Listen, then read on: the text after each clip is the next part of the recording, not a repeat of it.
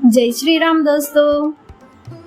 मर्यादा पुरुषोत्तम भगवान श्री राम को सनातन संस्कृति का आधार माना जाता है। भगवान श्री राम विष्णु जी के अवतार हैं। रामचरितमानस के अनुसार भगवान श्री राम के शासन काल को राम राज्य कहा जाता है। भगवान श्री राम ने अपने जीवन काल में हमेशा एक न्याय प्रिय और प्रजा प्रिय राजा की तरह शासन किया। भगवान श्री राम ने हमेशा रघुकुल रीत सदा चली आई, प्राण जाए पर बचन न जाए के आधार पर अपना कर्तव्य निभाया। इसी कारण अपने पिता राजा दशरथ के कहने पर राजधर्म और वचन के पालन के लिए भगवान श्री राम 14 वर्षों के वनवास पर भी गए। अपने जीवन काल में भगवान श्री राम ने अपने वचन और धर्म को हमेशा अपने स्वार्थ से ऊपर रखा। हम सभी भगवान श्री राम को सियावर, विष्णु अवतार, रघुनंदन, मर्यादा पुरुषोत्तम, भगवान राम और श्री रामचंद्र जी के नाम से जानते हैं। भगवान श्री राम के इन सभी नामों के पीछे कोई ना कोई पौराणिक कथा अवश्य जुड़ी हुई है। आज हम जानेंगे कि भगवान श्री राम को रामचंद्र जी कहने के पीछे की कथा क्या है। अयोध्या नगरी में हुआ श्री राम का जन्म चैत्र मास की 9वीं तिथि। मर्यादा पुरुषोत्तम जन्मे थे प्रभु श्री राम। अयोध्या नगरी में ऋषि वशिष्ठ के आश्रम में राजा दशरथ और रानी कौशल्या का विवाह हुआ था।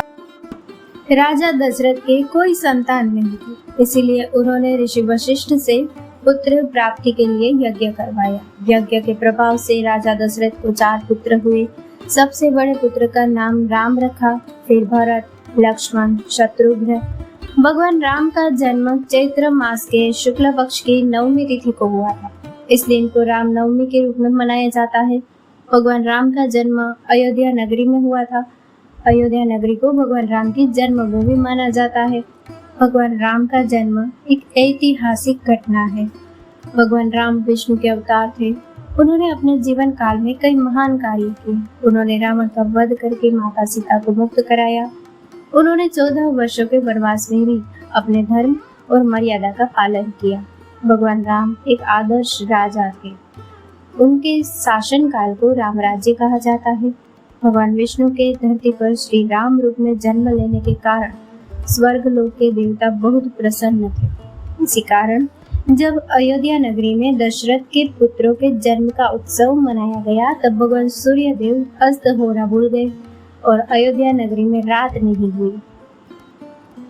रात में भगवान विष्णु से कहा कि मुझे भी आपके राम रूप के दर्शन करने हैं। तो विष्णु जी ने सूर्य देव से अस्त होने की प्रार्थना की। जब अयोध्या नगरी में रात हुई, तब रात ने भगवान श्री राम से कहा कि सूर्यदेव के कारण मुझे देरी से आपके दर्शन करने का सौभाग्य प्राप्त हुआ है। भगवान श्री राम ने इस देरी के फल स्वरूप रात को वरदान दिया कि इस जन्म में उनका रंग रात के रंग की तरह ही रहेगा। इसके बाद चंद्रदेव ने भी भगवान श्री राम से कहा कि सूर्यदेव के कारण मुझे भी आपके दर्शन पाने में देरी हो गई। भगवान श्री राम ने चंद्रदेव को भी यह वरदान दिया कि चंद्रदेव का नाम भगवान राम के नाम के साथ हमेशा जुड़ा रहेगा। इसी कारण आज भी संसार में भगवान श्री राम को रामचंद्र जी के नाम से जाना जाता है। दोस्तों, इस कथा को लाइक, शेयर और हमारे चैनल को सब्सक्राइब करना ना भूलें। जय श्री राम।